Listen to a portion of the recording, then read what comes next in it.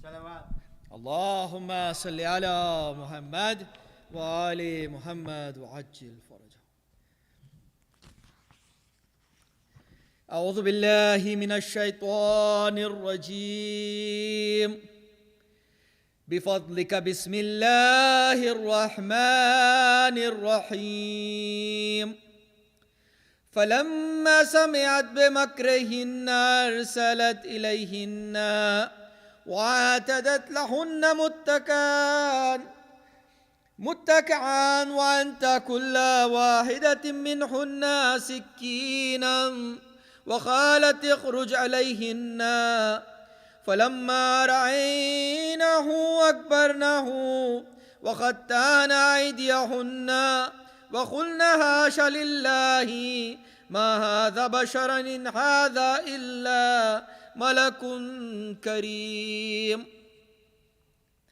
قالت فذلكن الذي لمتنني فيه ولقد راودته عن نفسه فاستعصم ولئن لم يفعل ما آمره ليسجنن وليكون من الصاغرين.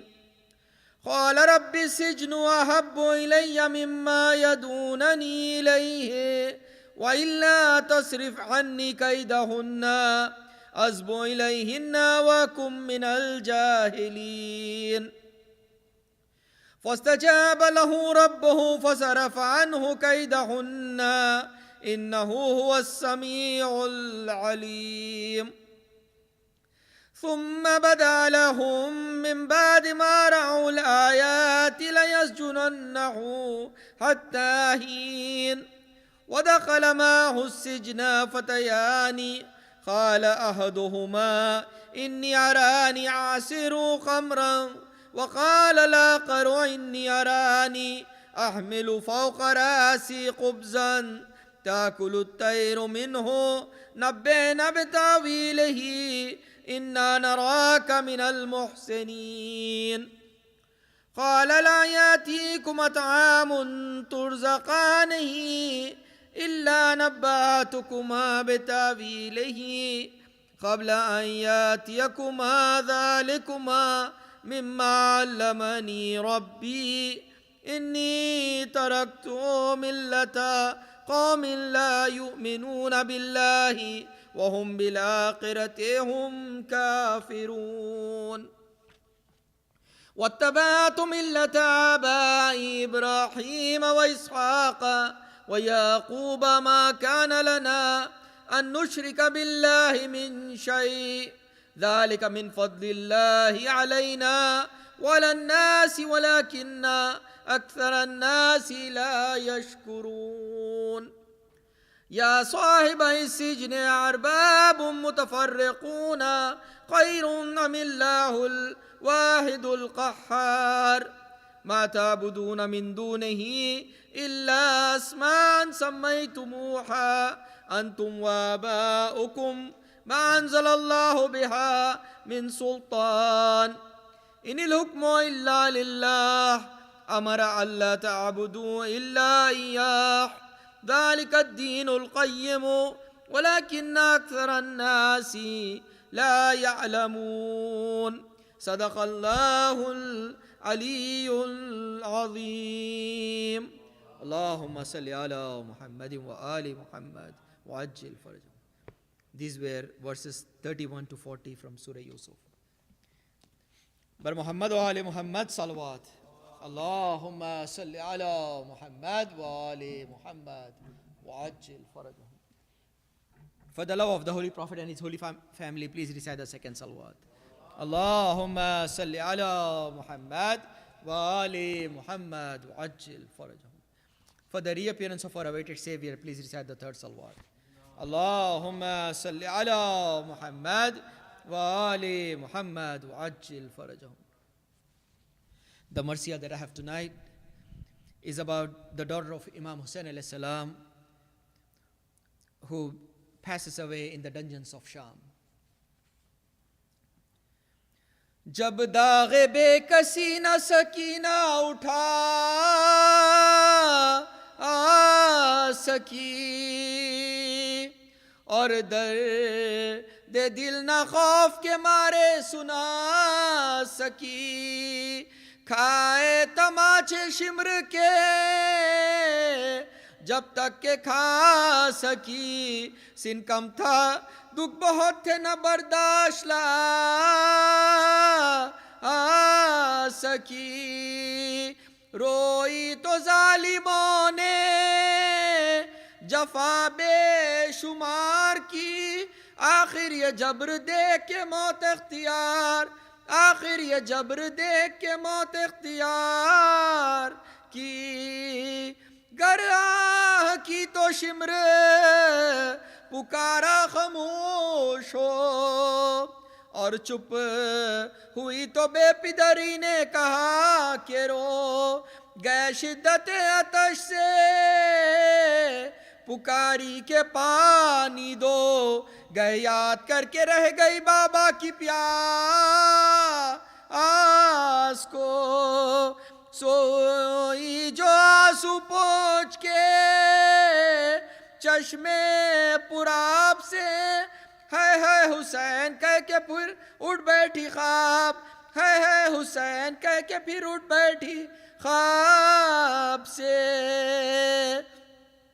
دل میں سما گیا تھا جو شمر لئی کا ڈر، سوتے میں کانپ کانپ یہ کہتی تھی رات بھر، فریاد چنتا ہے گوہر شمر بد گوہر، آتا ہے ابن سعد چھپوں جا کے میں کدھر، زینب پھوپھی سنبھالو کلیجہ دھڑکتا ہے، سجاد بھائی دیکھو یہ خولی گھرک، سجاد بھائی دیکھو یہ خولی گھرکتا ہے، جب پیاس لگتی رو کے چچا کو پکارتی، دکھتے جو کان شاہ خدا کو پکارتی،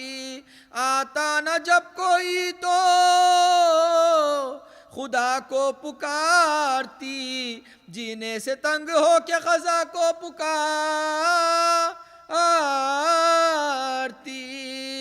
کہتی تھی نے چچانا امام امم رہے، رلوانے کو عدو رہے رونے کو ہم، رلوانے کو عدو رہے رونے کو ہم رہے، حال شب وفات سکینہ ہے یادگار، گویا کہ اپنی مرگ تھی بے کس پاشکار، ملتی تھی شام سے وہ گلے سب کے بار بار، ماں کی بلائیں لیتی تھی وہ ماں کی غم گسار، تسلیم کو پھوپھی کی کبھی سر جھکاتی تھی بے خطا پا سب سے خطا بخشوا، تھی بے خطا پا سب سے خطا بخشواتی تھی، زندہ سے کہتی تھی یہ کبھی وہ اسیر غم، ہو جائے گا کل ایک تیرا مہمان کم، میت کسی کی ننھی سی نکلے گی صبح دم، بانوں سے یہ خطاب کبھی تھا بچا عشم نم، ایک تازہ موت ہوگی نبی کے گھرانے میں، اماں لٹو گی آج کی شب خیت خواہ، اماں لٹو گی آج کی شب خیت خوانے میں، بانو پکاری لٹو چکی اب لٹوں گی کیا، بی بی نہ نام لٹنے کا لو تم پہ میں فدا، گوہر چھینے تماچے لگے کان شخوا، لٹنے سے میری بی بی کا پر دل نہیں भरा, ज़ैनब की पुश्तनों के सीना से फिगार है, पर मेरी प्यारी लुटने की उम्मीदवार, पर मेरी प्यारी लुटने की उम्मीदवार है।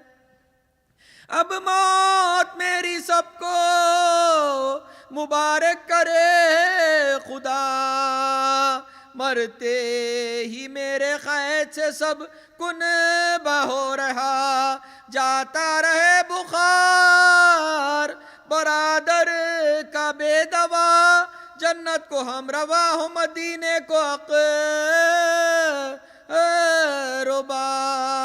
गुल हो सकीना लेके बला सब की मर गई, हैदर की पोती मुश्किलें आसान कर, हैदर की पोती मुश्किलें आसान कर गई। सलवात।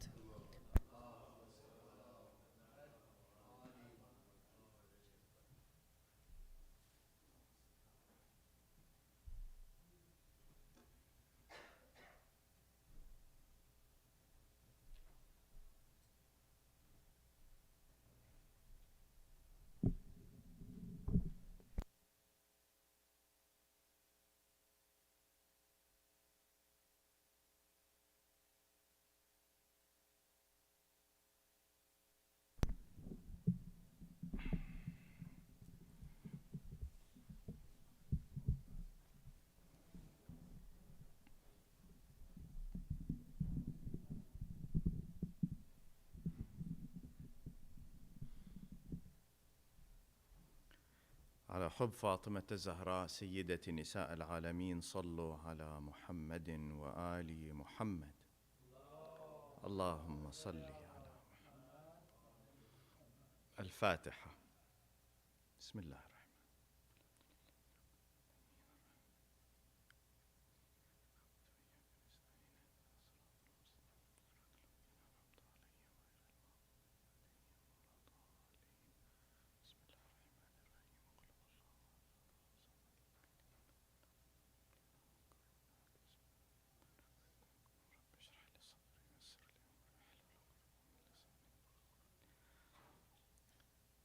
بسم الله الرحمن الرحيم.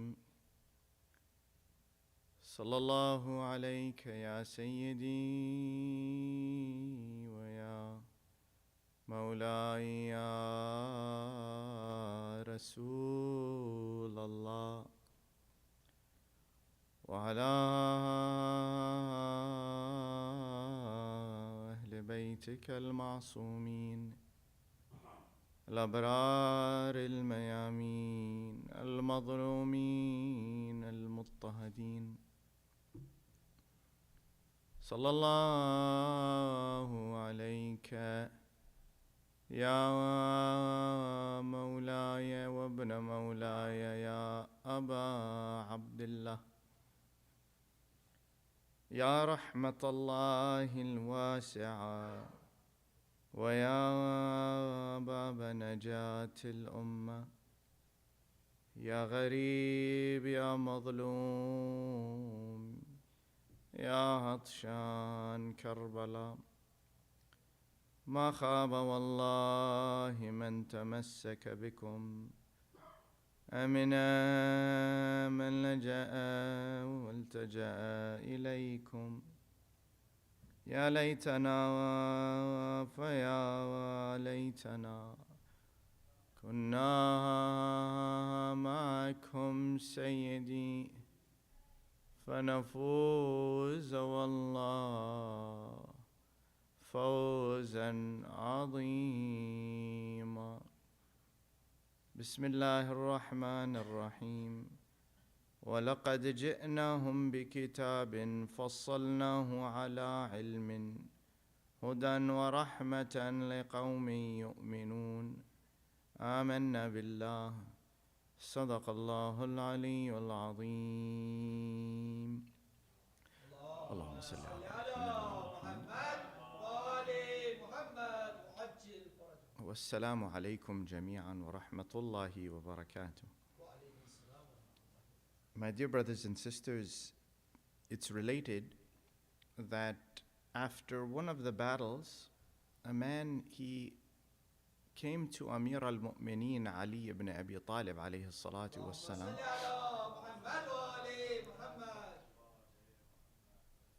and he said, Ya Amir al-Mu'mineen, teach me of those things that Allah has taught you. And the riwayah is quite long, so I'll tell you a few things from it. Because indeed, what can Amir al-Mu'mineen teach that Allah has taught? He can teach pieces, but everything that he has is beyond our capacity. He says, a person who their 2 days are the same, their 2 days are exactly the same, meaning today and their tomorrow is exactly the same, is at a loss. They have harmed themselves, essentially. And a person whose tomorrow is worse than today is a person who has defeated themselves, essentially. Meaning there has to be some change. Amir al-Mu'mineen, he tells this man, he says to him that what is the worst kind of poverty that a person can experience? The man looks at Amir al-Mu'mineen, he says, I don't know. Amir al-Mu'mineen, he says to him, the worst kind of poverty that a person can experience is to be in kufr after you have already chosen iman. It is to be in disbelief after you have already believed. This statement of Amir al-Mu'mineen is very important because we assume that once I am mu'min for life. Once I believe, that's it, I believe forever. And we talked about this yesterday, that there was nobody who, if you asked on the plains of Karbala, whether on the side of Imam Hussain or on the other side, again in the side of the enemy, that if you ask them, what do you believe in, they will all give the same answer. We believe in Allah, we believe in Rasul, we believe in Quran, we believe in Day of Judgment, we believe in all of it. But here Amir al-Mu'mineen, he says, the worst kind of poverty a person can face is disbelief after you have already chosen to believe. The second thing, Amir al-Mu'mineen Ali ibn Abi Talib alayhi salatu wassalam, salawat ala Muhammad wa ala Muhammad. He says, what is the worst type of friend that you can have? What is the worst companion you can have? The man, he says, I don't know. Amir al-Mu'mineen, he says, the type of friend who makes the disobedience of Allah look beautiful. The one who shows you that by disobeying Allah that you have something to gain. It is beautiful. Amir al-Mu'mineen, he says, what is the most truthful speech that a person can have? The man, he says, I don't know.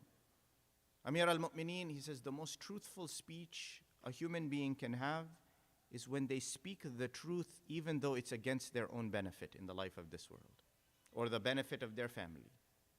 Meaning, it's very hard to speak the truth when something is on the line for your family, when something is on the line for your own personal need. Imam Ali alayhi salam, he says, that's the most truthful speech. Finally, the last question, this man is standing in front of Amir al-Mu'mineen, Imam Ali alayhi salam.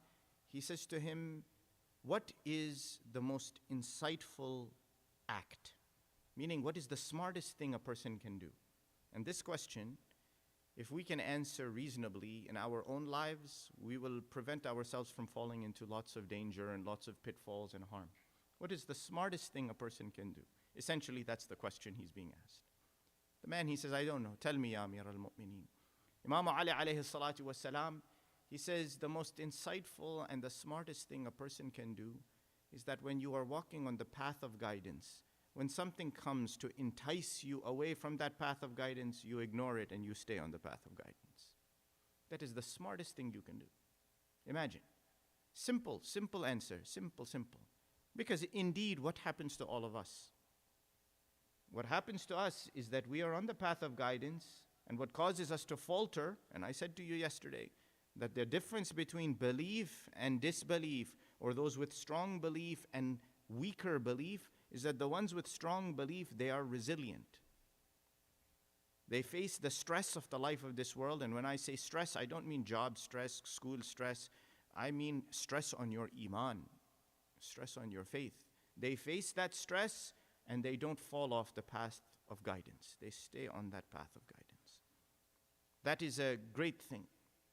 And that's why when this question is asked, when Amir al-Mu'mineen poses it, that what is the smartest thing a person can do? And the answer is that on the path of guidance, you do not get deceived, you do not get enticed, and you don't fall off.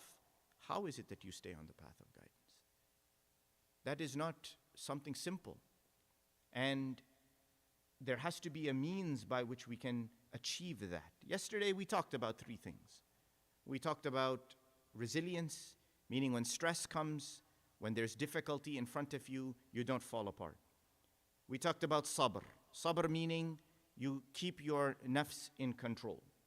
And number three, you don't get drawn into the luster of the life of this world. You don't allow yourself to be deceived with the fact that all the doors are opening for you and you go headlong into hayat ad-dunya. It is not that way. So, along with these, you need something else. The Holy Quran, it points in one beautiful ayah. It says, وَلَقَدْ جِئْنَاهُمْ بِكِتَابٍ فَصَّلْنَاهُ عَلَىٰ عِلْمٍ هُدًى وَرَحْمَةً لِقَوْمٍ يُؤْمِنُونَ. The ayah is very clear, it's very simple. It says, we have brought for them a book. And not only a book, Allah then describes the kitab. So the kitab is described in many ways. Quran is mizan, Quran is nur, Quran is hikmah, Quran is many things. Quran in this case, Allah subhanahu wa ta'ala is explaining that we've brought this book to them and now we've explained it to them. We've clarified it for them. Now, what does that mean? If you have, I don't know, here in America, we didn't have this when I was growing up in the Middle East. In the East, we don't have this. But they have these books, they're called like computer programming for dummies. You know those books, the dummy books? Psychiatry for dummies. I don't know, say, do they have that, psychiatry for dummies? Maybe they do. Physiology for dummies, right? And why? Because they will give you the theory, and on the side they'll give you notes to make it easier for you, right?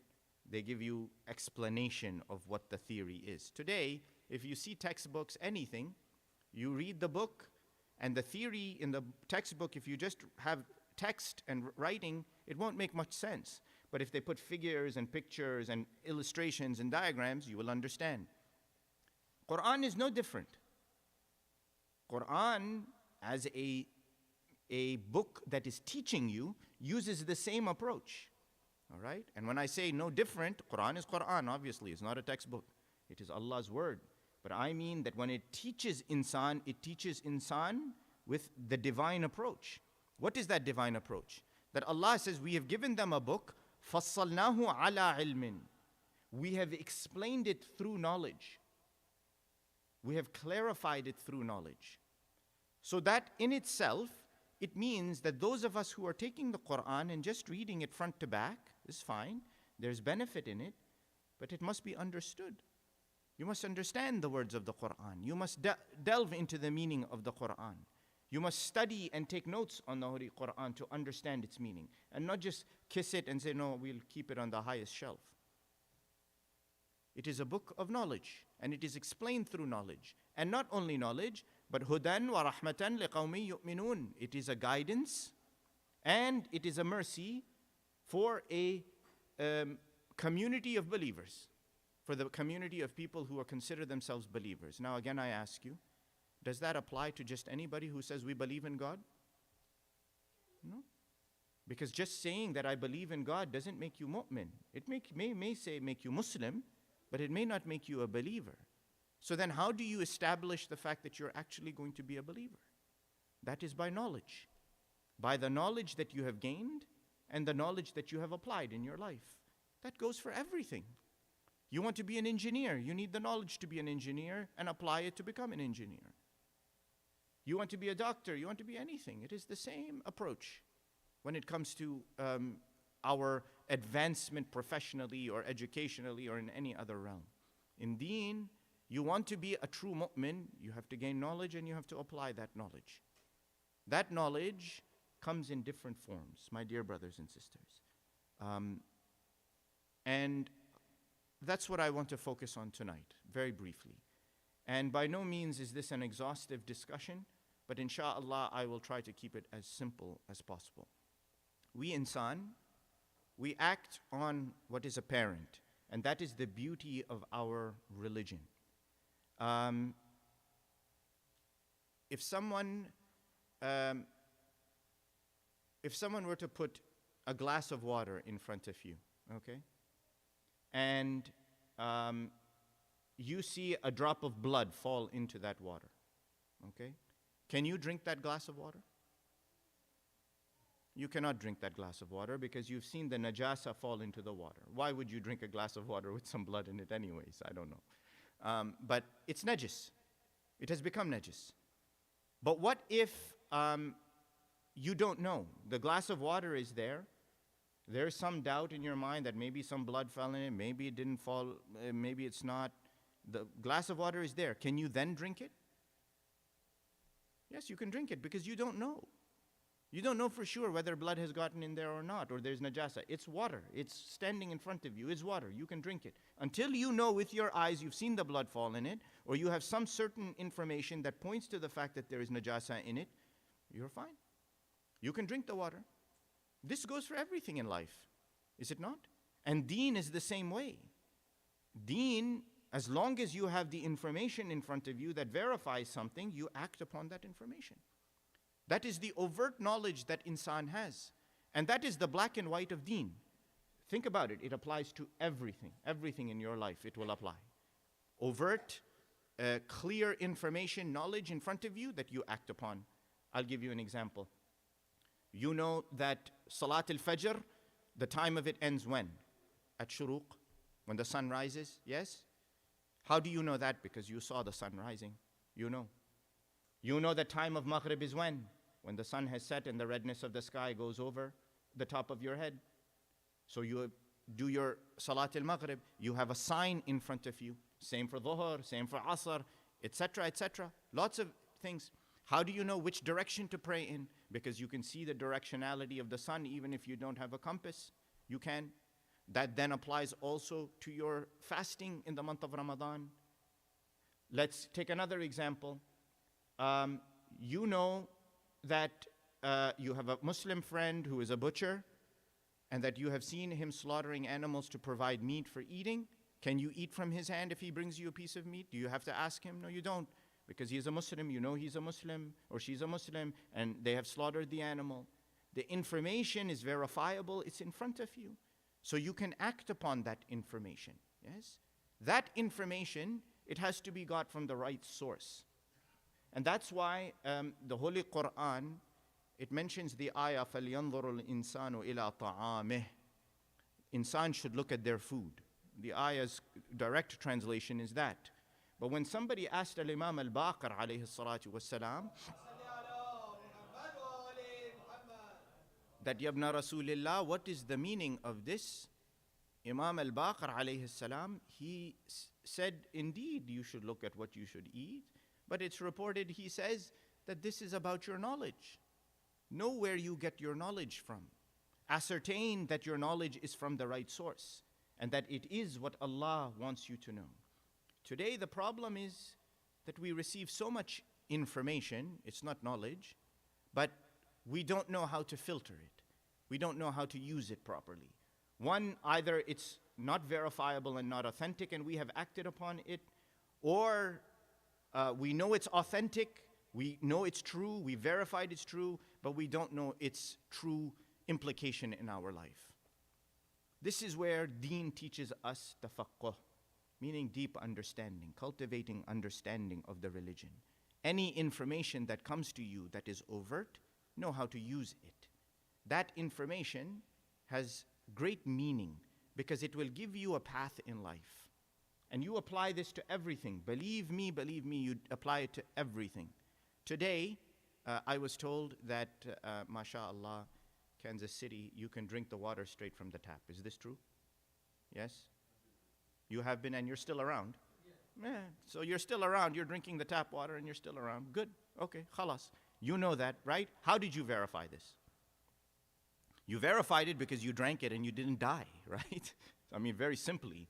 Or that you've received some technical analysis sheet from the county or from the city or from the state that says, yes, the water has been checked, it's free of any toxins, it doesn't have any residual metals floating around in it, it doesn't have this, it doesn't have that, and you can drink it, all right? I come from a state where you can't do that. You can't drink the water from the tap. Well, you could, but probably the results would not be very good. So you get this information in front of you, you know how to act on it. Now let's say it's the opposite case. Let's say you get a notice from the county that says, no, your water is filled with fluoride, filled with zinc, filled with copper, filled with all types of different chemicals, PFAS chemicals, all right? Let's say it's filled in there. Will you drink it? You'll never drink it. You'll never drink it because the information clearly points to the fact that this is going to harm you. My dears, we do this in life. We don't do it for religion. Allah says clearly, this is haram. Don't do it, you do it. No? We don't act on overt information in the good of our lives, of the hayat al-dunya. We do it all the time. We will never take anything that will harm us or harm our children. But when it comes to our deen, when it comes to our Islamic state, meaning our spirituality and our position with respect to Allah, we compromise that. Then the overt information doesn't mean, who cares if Allah said that this is haram, or who cares if Allah prohibited this? Doesn't matter, I'm going to do it anyways. So that's one aspect, is overt knowledge, overt information. That is one path to Allah that we have to choose, and that will bring us deeper in connection. More than that, we have to understand that insan has an aspect inside of them that they don't recognize. Every human being is this way. Every human being, okay? So when I gave you the example of, and you'll say this is a very strange speaker who comes and talks about toxins in the water and county letters, and I will try to come to my point and hopefully it will make sense. If not, then then you don't have to invite me again, inshallah. Salawat ala Muhammadin wa ala Muhammad. So the overt aspect of it is there. There's also another part of it. The overt aspect, it applies to a part of your mind that is called the reflective mind.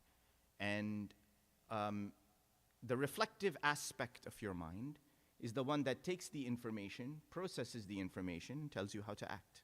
It's that simple, okay? It gives you a means by which you can respond to something. There's also another part of your mind that is more automatic, okay? And I have Dr. Jafari sitting in the back, mashallah. He is an expert in this field, but I'm not, by no means, but I read. And the beauty of the human mind is something that is extremely fascinating and extremely important to recognize. Why? Because it affects not only just what we do on a day-to-day basis, our job, our family, our children, but also affects your deen. Definitely it will affect your religion. It will reflect how close you are to Allah subhanahu wa ta'ala.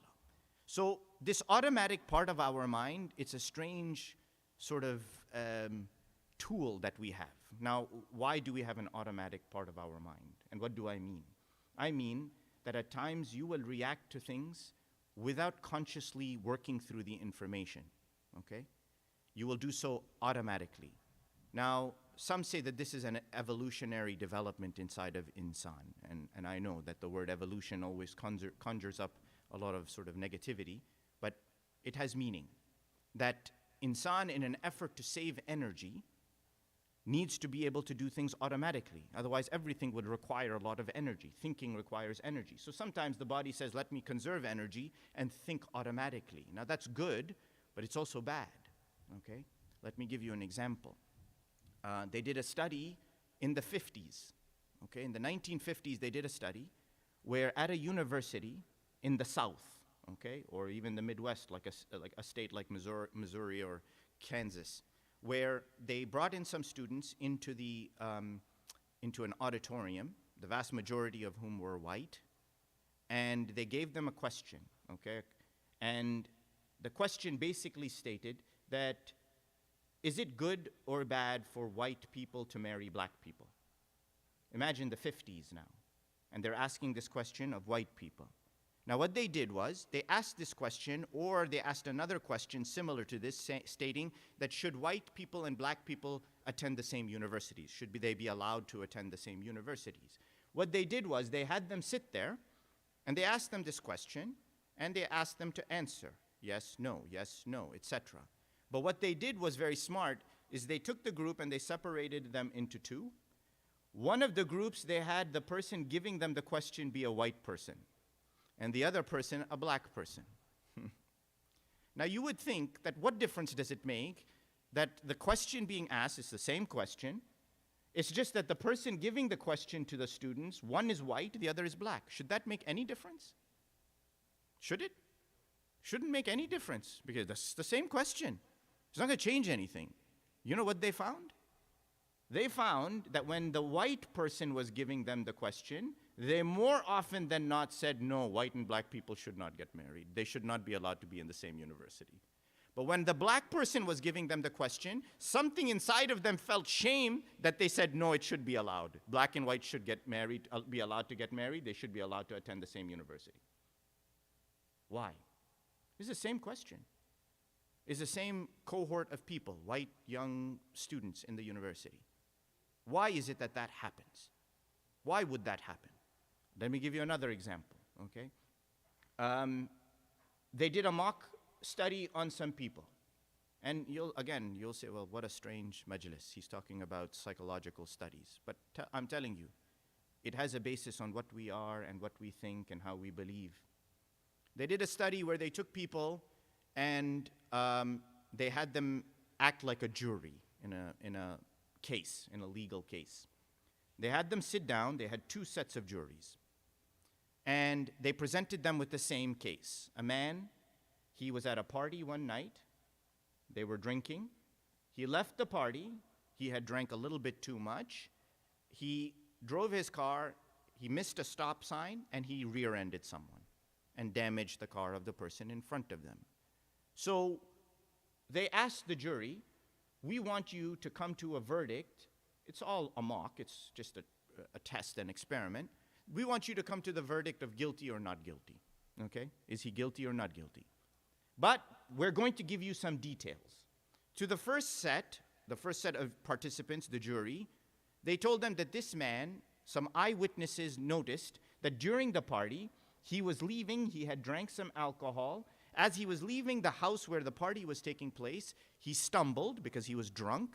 He hit a table, knocked the table a little bit, and then just kept going. And left outside and drove his car and rear-ended. To the second group, they told a different story. Now, they're not telling each other what they tell the other participants. To this second group of participants, they said, the man was noticed or witnessed by somebody at the party. He had been drinking, same way. He came out. As he was leaving the house where the party took place, he stumbled, he was drunk, he hit the table, but now the table had a bowl of guacamole on it. It had a bowl of guacamole that when he hit the table shook, the guacamole fell onto a beautiful white carpet in the foyer of this house and stained the white carpet, and then he left and he drove and hit the car from behind. See the difference? Now again, what do you think the determination of each of these juries was? What do you think? Do you think that their responses should be the same? Ostensibly, it should be the same. It should be the same, but it wasn't. It was not. The ones who did not have the guacamole in the story or the white carpet getting stained, they more often than not voted that he was not guilty, or they were softer in their punishment. The ones who heard the story that the guacamole fell and hit the white carpet and stained the white carpet, they more than the others voted for him to be guilty. How? These are studies being done. I'm not making it up. What is it about the mind that took two similar, exactly the same, identical cases, and because one had a little more vividness to the story, the guacamole on the white carpet, that now suddenly these people are saying he should be guilty? What is it about the mind that causes this? There is something inside of us, is it not? And that's what we don't consider. This is the automatic part of the mind. And it governs us without us even knowing. Because the mind of insan does not act in a vacuum, my dear brothers and sisters. It does not act without information there. So either the information is overt, it's in front of you, like the glass of water with the drop of blood, or that information is inside already. You've programmed it in there for many, many years of whatever it is that you've been doing. And it's shaping your choices and your decision makings. You don't think that this can apply to your deen, to your faith, to the way you practice your religion? It certainly can. It certainly will. And the danger of it is that you will not even see it. It's hidden from your eyes, it's occurring constantly. So now you see that insan has to navigate this. And the purpose of the knowledge is not just the overt, explicit information that's coming to you, but also the fact that there is information or knowledge inside of you that's directing you. That's why you see in the lives of the A'imma al-Athhar, the lives of the Ma'soomeen, that how much they disconnected from the life of this world. No? Imam Ali alayhi salatu wassalam, where would you see him? You will see him worshipping in the dead of the night, all by himself. Al-Imam al-Sajjad, where is he? Always off alone somewhere. Yes, seclusion because you want to connect to Allah, you have peace and quiet, but also because you want to disconnect from the noise of this world, the noise that is shaping your inside without you even knowing it, influencing your thoughts. More than that, they're the greatest of all human beings, Rasulullah sallallahu alayhi wa alihi wa sallam.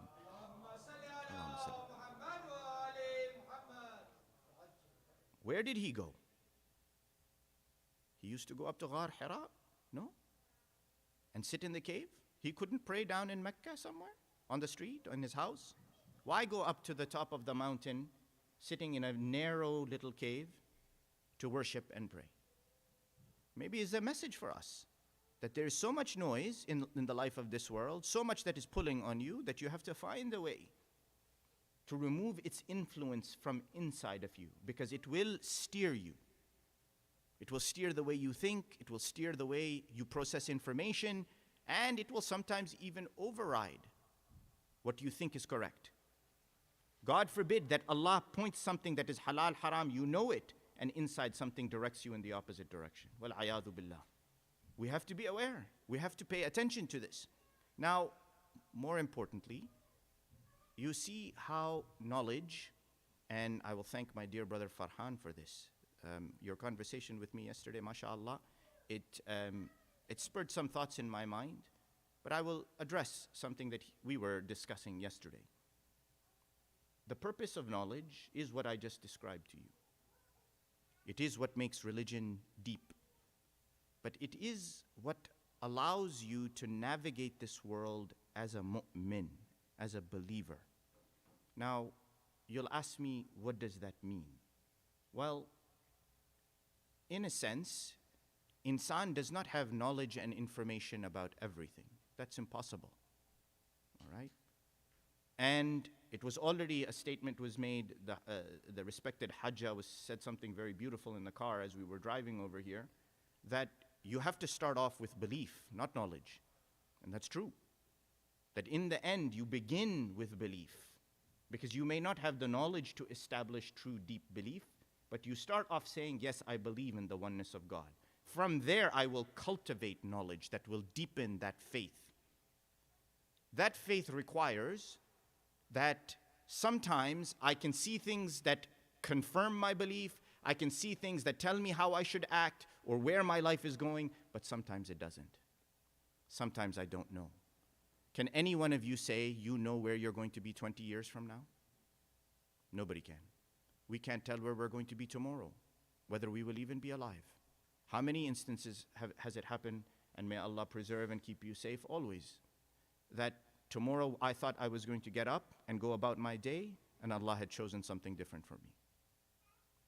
Do we know? We don't know. We don't know. And knowledge is the only solution. Knowledge is the only way you can deal with that. Now, is it knowledge because I have signs in front of me that will tell me? No, there are no signs. Because I don't know. I don't know what's coming tomorrow. I don't know what's hidden behind the veil that God has chosen to hide from my eyes. I don't have the knowledge to make myself rest at ease. So then how do I know? The only way is, I'll give you the example that my dear brother and I were talking about yesterday.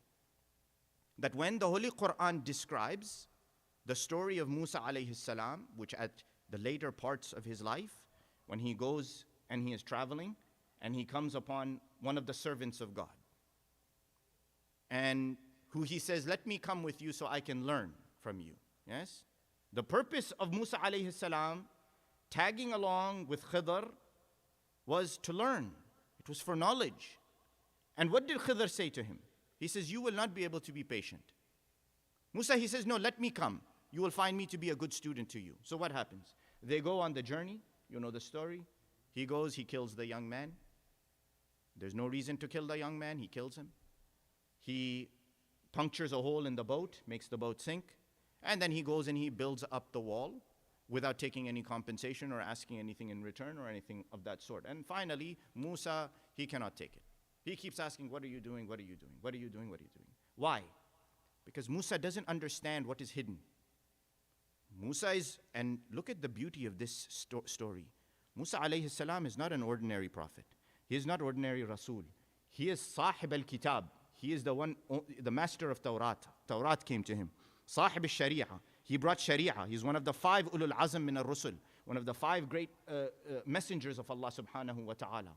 He is the master of miracle upon miracle by the permission of Allah. He is not some ordinary, low-level, dare I say, prophet.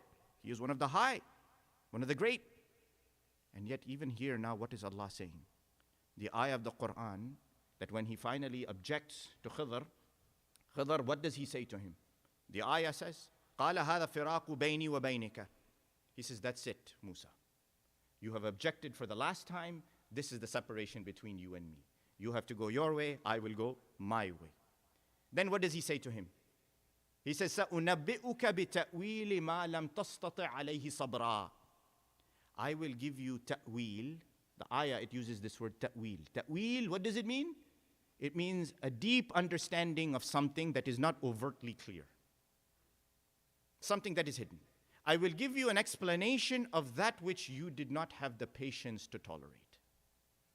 My dear brothers and sisters, what happens when we cannot see our life clearly in front of us and what is coming? What happens to us? We become impatient. And what does knowledge do? True knowledge of God creates patience. It says that because I cannot see everything, I cannot confirm, I cannot write down in my book every detail of my life and ensure that this is going to fall into place, this is going to go the way I want it to go, this is the path I'm going to choose, and 100% this is the way I'm going to walk that path. There's no way to do that.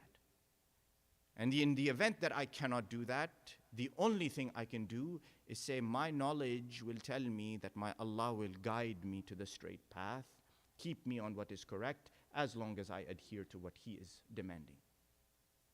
That knowledge cultivates patience. That knowledge teaches you one very important lesson. Disconnect from yourself. I just said you have to disconnect from the world, shut off the noise that is influencing your subtle subconscious mind, right? You also have to learn to disconnect from yourself. Because insan, him or herself, wants one thing, and that is control. We want to control every aspect of our life. And what Allah is saying, you have no control. Control is in my hand. You can work hard, you can strive, you can do your part, but in the end, I will decide. Knowledge will bring you to that door. Knowledge will cultivate in you an understanding of that Rabb who will hold your hand and take you forward. My dear brothers and sisters, this is Karbala. This is not Karbala. This is Karbala. This is the knowledge of an Imam who knows what he is doing. He knows that today, in 2023, 21 million people are walking to Karbala. That's the knowledge of Al-Hussain. That is the hidden knowledge that says, I know that what I'm going to face is going to be so painful, such a suffering on my family, But I will have the patience because I have the knowledge that I know in 2023, 21 million people will be walking to me. That is the power of knowledge. And that's why you see in the example of Al-Hussain, and not only the example of Al-Hussain, the example of those who took the reins after he was shaheed. Al-Hawra al-Aqila Zainab alayha salatu wassalam. What is her position? It is this. It is to know that we are suffering, we are in pain, we don't know what is coming, but that our knowledge of God and what God has promised is so strong, it doesn't matter. It doesn't matter. We know that the ending and the result and what is final will be the best. That is the power of knowledge. That it will help you disconnect from your own self. This family, that when they are brought, I don't know if you know the history, I will tell you a few minutes and I will go to the musibah. That when they left Karbala and went to Kufa, and in Kufa remained some days, a week approximately, and then left from there and made their way up to Sham. In those days, there were 3 routes to Sham. There was a straight route that went straight through and cut from Kufa, from Iraq, all the way up to Damascus. There was one route that took a more northerly sort of positioning, going north, and then there was a circuitous route that was extremely long. The soldiers of Umar ibn Sa'ad, they took the daughters of Rasulullah, the ladies of the Ahl al-Bayt, Imam as-Sajjad, the prisoners, on the longest possible route. They took them through every village they could find to parade them. In some of those villages, the people got so angry seeing the state of the prisoners that they attacked the soldiers. Until finally they're brought to Sham. And when they're brought to Sham, it's reported that Kulthum, she says to Shimr, that Shimr, look, you have brought us through here. We have come. Take us through a side door, a route that goes into the city of Sham that is not populated. There are not a lot of people there. We don't want the eyes of people upon us. These are ladies of chastity, morality. He says, no, in fact, I will take you through the main gate of Sham. He brings them to a door, it's called Bab al-Sa'at. The door, main door of Sham, he brings them there. And he tells the horseman who is holding the head of Imam Hussain, he says, ride in between them. In between the prisoners. So they can all look at the head and then they look all down at these prisoners. Imagine the cruelty. They are brought in front of Yazid. And my dear brothers and sisters, don't ever, ever be deceived. He is the perpetrator of this crime, of this travesty. Let anyone say that he did not mean to kill them, he did not want them to be killed, he was sorry for this, it is all garbage. He is the one who perpetrated it, he is the one who led it, he is the one who spearheaded it, and he is the one who will answer for it. Because he was the one who, when the head of Imam Hussain is brought in front of him, he was taking his stick and hitting the face of Imam Hussain. In front of Sayyida Zainab, in front of Sayyida Kulthum, in front of Sukaina bint al-Hussain, in front of As-Sajjad, in front of Fatima bint al-Hussain, in front of Rabab, in front of Layla, in front of Ramla, in front of all of them. Until finally, he takes them and he orders the guard to put them in the Khariba of Sham. The Khariba of Sham is a house, it's a prison, which has no ceiling, so that the sun beats down upon them day after day. There's no shade. Until finally word reaches into the castle, and a lady who lives in the castle, she takes her handmaidens and she descends down to the prison. She says, I want to see these prisoners. I've heard about them. The Rawi, he reports that she comes down, this lady. The maids, they bring a chair, they place the chair for her in front of the door of the prison. She comes and she sits down. When she sits down in front of the door is open. They say, the prisoners, they look at her and they recognize her immediately. This lady sitting on the chair, she looks at the prisoners and she says to them, Min ayyi biladi antun? What country have you come from? One of the ladies inside, she raises her voice and she says, Nahnu min al-Madina. We are from the city. The lady sitting on the chair, she says, Al-Mudun kathira. There are many cities. Which city are you talking about? The lady inside, she says, Madinat al-Rasul, Madina al-Munawwara. We are from the city of Rasulullah sallallahu alayhi wa alihi wa sallam. Allahumma salli ala Muhammadin wa ali Muhammad. As soon as this comes out of her mouth, from the prisoner's mouth, the lady from the chair, she gets down and she sits on the ground. The lady in the prison, she asks, why did you get down off of your chair and sit on the ground? She says to her that because I heard the name of Madina al-Munawwara, the Medina of Rasulullah, you are people of high honor. I could not but sit down on the ground. She says, I want to ask you a question. I have some connection to that city, the city of Rasulullah. I have connection to a house in that city. I want to know about it. The prisoner, the lady in the prison, she says, tell me, what is your question?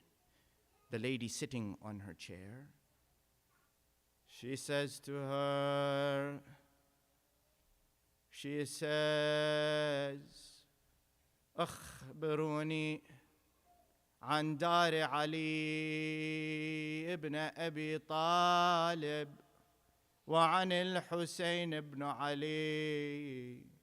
Tell me about the house of Ali in Medina. Tell me about Al-Hussein ibn Ali. وعن علي ابن الحسين وأم كلثوم وأبا الفضل العباس وعن علي الأكبر. أين هم? Tell me about the house of Ali. The answer from inside the prison, it comes that أما بيت علي فلقد خلفناه تنعى أهله.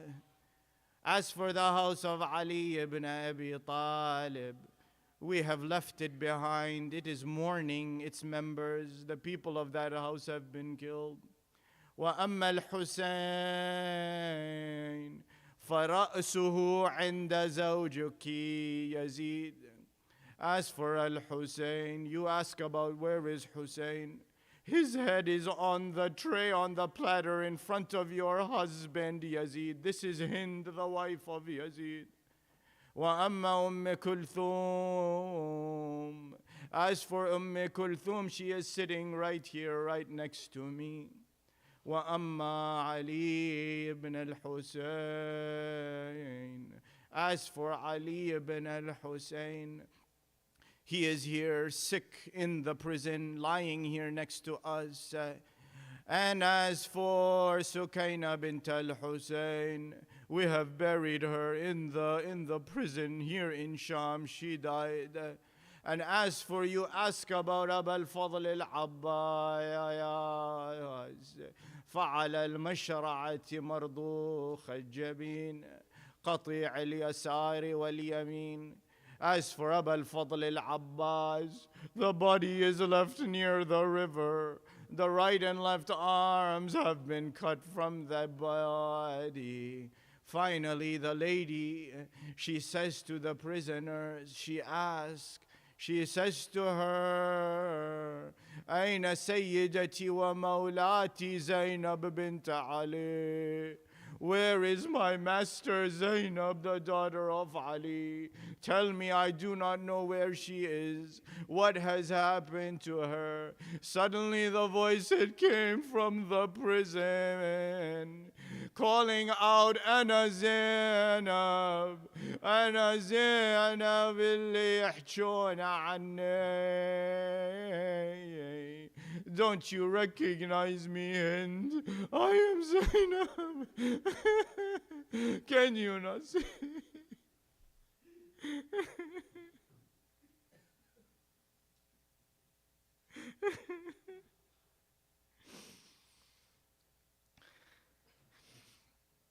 وَسَيَعْلَمُ الَّذِينَ ظَلَمُوا آلَ مُحَمَّدٍ أَيَّا مُنْقَلَبٍ يَنْقَلِبُونَ وَالْعَاقِبَةُ لِلْمُتَّقِينَ. إِنَّا لِلَّهِ وَإِنَّا إِلَيْهِ راجعون. باسمك العظيم الأعظم الأعز الأجل الأكرم يا الله. اللهم إنا نسألك وندعوك ونقسم عليك بحق الزهراء وأبيها وبعلها وبنيها والسر المستودع فيها لعن الله ظالميها. اللهم شافي كل مريض، اللهم رد كل غريب، اللهم فك كل أسير، اللهم غير سوء حالنا بحسن حالك يا كريم. اللهم وفقنا لمراضيك وجنبنا معاصيك وثبت أقدامنا على صراطك المستقيم، وخذ بأيدينا إليك يا أرحم الراحمين، وفرج عنا يا الله فرجا عاجلا قريبا كلمح البصر أو أقرب من ذلك، وافرغ علينا صبرا وتوفنا مسلمين. والصلاة والسلام على سيدنا محمد وآله الطيبين الطاهرين.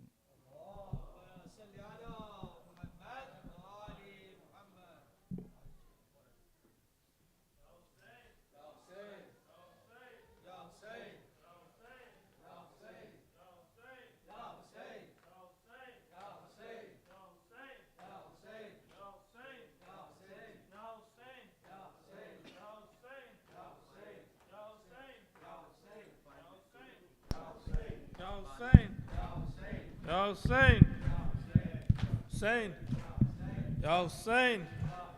زندہ میں سکینہ کو یاد آیا وہ سینہ، زندہ میں سکینہ کو یاد آیا وہ سینہ، زندہ میں سکینہ کو یاد آیا وہ سینہ، جس سینے پہ سوتی تھی ہائے ہائے، جس سینے پہ سوتی تھی معصوم سکینہ، زندہ میں سکینہ کو یاد آیا وہ سینہ، زندہ میں سکینہ کو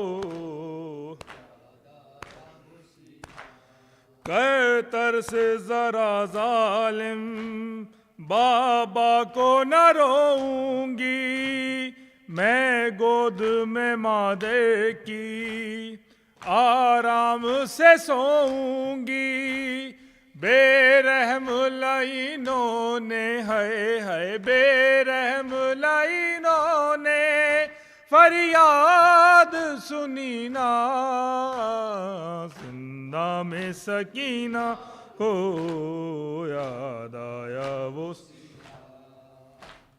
زندہ میں سکینہ کو یاد آیا وہ، اے موت کی خاموشی تاریکی زندہ میں، کیا جرم کیا لوگوں معصوم سی مہمان نے، کوئی اور تو معصومہ ہے کوئی اور تو معصومہ، یوں قید ہوئی نا، زندہ میں سکینہ کو یاد آیا وہ سینہ، زندہ میں سکینہ کو یاد آیا، اے وقت چمکتا تھا کربل میں مدینے میں، تعویذ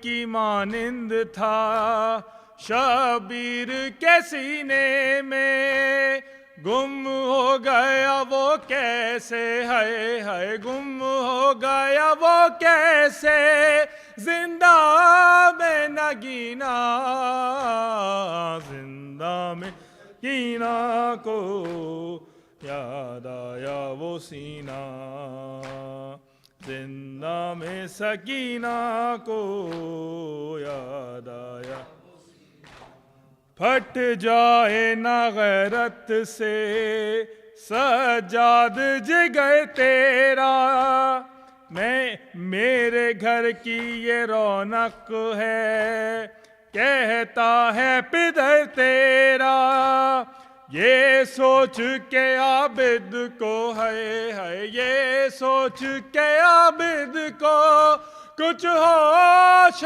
رہی نہ، زندہ سکینہ کو یاد آیا وہ سینہ، زندہ میں سکینہ کو یاد وہ عابد بیمار تھا، وہ عابد تھا چلنے سے جو لاچار تھا، چلنے سے جو لاچار تھا، اور شام کا بازار تھا، اور شام کا بازار تھا، اور مصطفیٰ کی بیٹیاں مولا حق یا حسن یا حسین، مولا حق امام یا حسن یا حسین، یا حسین یا حسین، شبیر کی وہ لاڈلی، شبیر کی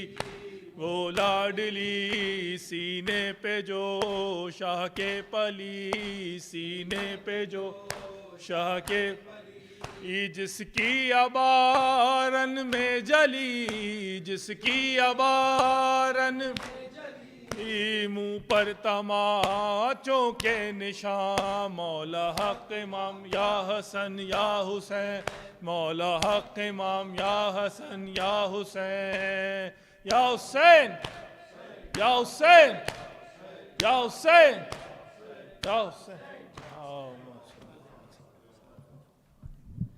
السلام علیکم یا ابا عبداللہ، السلام علیکم ابن رسول اللہ، السلام علیکم ابن امیر المؤمنین وابن سید الوسیین، السلام علیکم ابن فاطمة الزہرا سیدۃ النساء العالمین، السلام علیکم سائر الشہداء کربلا، خصوصاً سیدی و مولاي ابا الفضل العباس یا ابن امیر المؤمنین، السلام علیکم ورحمۃ اللہ وبرکاتہ، السلام علیکم یا غریب الغرباء، السلام علیکم یا معین الضعفاء والفقراء، السلام علیکم یا سلطان یا ابا الحسن یا علی ابن موسیٰ ایہا الرضا، السلام علیکم ورحمۃ اللہ وبرکاتہ، السلام علیکم یا صاحب العصر والزمان، السلام علیکم یا شریک القرآن، السلام علیکم یا امام الانس والجان، عجل اللہ تعالی فرجک وسهل اللہ تعالی مخرجک وظہورک، السلام علیکم وعلی آبائک الطیبین الطاہرین، السلام علیکم ورحمۃ اللہ وبرکاتہ۔